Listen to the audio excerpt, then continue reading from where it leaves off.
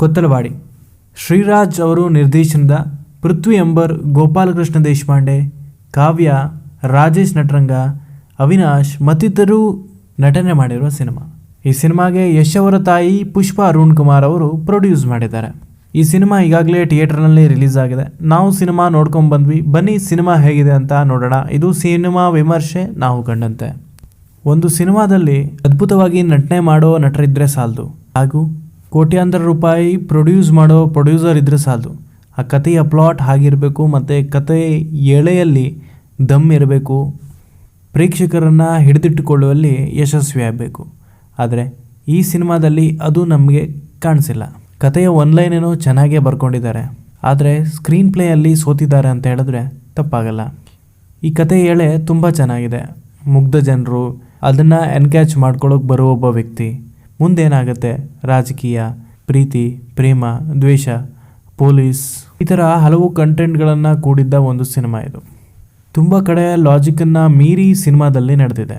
ತುಂಬ ಕಡೆ screen play ಒಂದು ಲೈನಿಂದ ಹೊರಗಡೆ ಹೋಗಿ ಮತ್ತೆ ವಾಪಸ್ ಬಂದಂಗೆ ಆಗುತ್ತೆ. ಅನಾವಶ್ಯಕವಾಗಿ ಕೆಲವು ಸೀನ್ಗಳನ್ನ ತೊರಕಿದ್ದಾರೆ.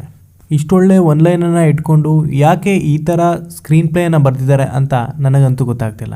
ಈ ಸಿನಿಮಾದಲ್ಲಿ ದೇಶಪಾಂಡೆ ಅವರ ಆ್ಯಕ್ಟಿಂಗ್ ಸಖತ್ತಾಗಿದೆ. ಇಡೀ ಸಿನಿಮಾನ ಗೋಪಾಲಕೃಷ್ಣ ದೇಶಪಾಂಡೆ ಅವರು ಆವರಿಸ್ಕೋತಾರೆ. ಪೃಥ್ವಿ ಅಂಬರ್, ಕಾವ್ಯ ಅವರ ಕೆಮಿಸ್ಟ್ರಿ ತುಂಬ ವರ್ಕ್ ಆಗಿದೆ ಮತ್ತು ಅವರ ಸೀನ್ಸ್ ಸಖತ್ತಾಗಿ ಮೂಡ್ ಬಂದಿದೆ.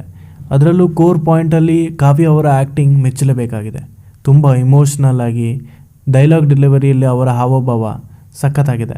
ಎಂದಿನಂತೆ ಪೃಥ್ವಿ ಅಂಬರ್ ಅವರು ಅವರ ನೈಜ ಆ್ಯಕ್ಟಿಂಗಿಂದ ನಮ್ಮನ್ನು ಗಮನ ಸೆಳೀತಾರೆ. ಚಿತ್ರದ ಹಾಡುಗಳು ಚೆನ್ನಾಗಿದೆ, ಆದರೆ ಯಾವುದು ನಮ್ಮ ಮನಸ್ಸಲ್ಲಿ ಉಳಿಯಲ್ಲ. ಅನಾವಶ್ಯ ಫೈಟ್ಗಳನ್ನು ಆ್ಯಡ್ ಮಾಡಿದ್ದಾರೆ ಅಂತ ಅನಿಸ್ತು. ಕೆಲವೊಂದು ಸ್ಲೋ ಮೋಷನ್ ಶಾರ್ಟ್ಸ್ ನಮಗೆ ತುಂಬಾ ಲ್ಯಾಗ್ ಅನಿಸ್ತಾ ಇತ್ತು. ಚುನಾವಣೆ, ಮತದಾನ, ಮತ ಎಣಿಕೆ ಇದರ ಪ್ರಕ್ರಿಯೆ ಹೇಗೆ ನಡೆಯುತ್ತೆ ಅಂತ ಅಧ್ಯಯನ ಮಾಡದೆ ಈ ಚಿತ್ರದಲ್ಲಿ ಬಳಸ್ಕೊಂಡಿದ್ದಾರೆ ಅಂತ ಹೇಳಿದ್ರೆ ತಪ್ಪಾಗಲ್ಲ. ತುಂಬ ದೃಶ್ಯಗಳಿಗೆ ಜೀವಂತಿಕೆನೇ ಇಲ್ಲ. ಕೆಲವೊಂದು ಸೀನ್ಗಳು ನಮಗೆ ತುಂಬಾ ಆರ್ಟಿಫಿಷಿಯಲ್ ಅನ್ನಿಸ್ತು. ಇವರು ಒನ್ಲೈನ್ ಏನು ಪ್ಲ್ಯಾನ್ ಮಾಡಿದಾರೋ ಅದರಂತೆ ಇವರ ಚಿತ್ರಕಥೆ ಬರೆದಿದ್ರೆ ಇಷ್ಟೊತ್ತಿಗೆ ಈ ಸಿನಿಮಾ ಸೂಪರ್ ಹಿಟ್ ಆಗ್ತಾ ಇತ್ತು. ಆದರೆ ಇವರು ಆ ಒನ್ಲೈನಿಂದ ಹೊರಗಡೆ ಹೋಗಿ ಮತ್ತೆ ವಾಪಸ್ ಬರೋ ಪ್ರಯತ್ನದಲ್ಲಿ ಸಿನಿಮಾನ ಅರ್ಧಕ್ಕೆ ಪ್ರೇಕ್ಷಕರಿಂದ ಹೊರಗಡೆ ಕರ್ಕೊಂಡು ಹೋದಾಗ ಅನಿಸುತ್ತೆ. ಪ್ರೇಕ್ಷಕರನ್ನ ಹಿಡಿದು ಇಟ್ಕೊಳ್ಳುವಲ್ಲಿ ಈ ಸಿನಿಮಾ ಸ್ವಲ್ಪ ಮಟ್ಟಿಗೆ ಸೋತಿದೆ ಅಂತ ಹೇಳಿದ್ರೆ ತಪ್ಪಾಗಲ್ಲ. ಅದನ್ನು ಬಿಟ್ಟರೆ ಸಿನಿಮಾನ ನಾವು ಚೆನ್ನಾಗಿ ಎಂಜಾಯ್ ಮಾಡ್ಬೋದು. ಪ್ರತಿಯೊಬ್ಬರ ಆ್ಯಕ್ಟಿಂಗ್ ಮನಮುಟ್ಟುವಂತಿತ್ತು. ಎಲ್ಲರೂ ಅವರು ಕೊಟ್ಟ ಪಾತ್ರವನ್ನು ಅಚ್ಚುಕಟ್ಟಾಗಿ ನಿರ್ವಹಿಸಿದ್ದಾರೆ. ಒಟ್ಟಿನಲ್ಲಿ ಹೇಳಬೇಕಂದ್ರೆ ಈ cinema one time watchable. Repeat ಮೋಡ್ನಲ್ಲಿ ಈ ಸಿನಿಮಾನ ನೋಡಿದ್ರೆ ನಮಗೆ ಇಷ್ಟ ಆಗಲ್ಲ. ಇದು ನಮ್ಮ ಅನಿಸಿಕೆ. ನಾವು ಸಿನಿಮಾ ನೋಡಿದ ಮೇಲೆ ನಿಮ್ಮ ಅನಿಸಿಕೆ ಏನು ಅಂತ ಕಮೆಂಟ್ ಸೆಕ್ಷನಲ್ಲಿ ಕಮೆಂಟ್ ಮಾಡಿ. ಸಿಗೋಣ ಮುಂದಿನ ವಿಡಿಯೋದಲ್ಲಿ. ಅಲ್ಲಿವರೆಗೂ ನೋಡ್ತಾ ಇರಿ ಬಂಟಿ ಅಡ್ಡ. ಮಾಹಿತಿ ಮತ್ತು ಮನೋರಂಜನೆಗಾಗಿ ಬಂಟಿ ಅಡ್ಡ ಯಾವಾಗಲೂ ತಯಾರಿರುತ್ತೆ.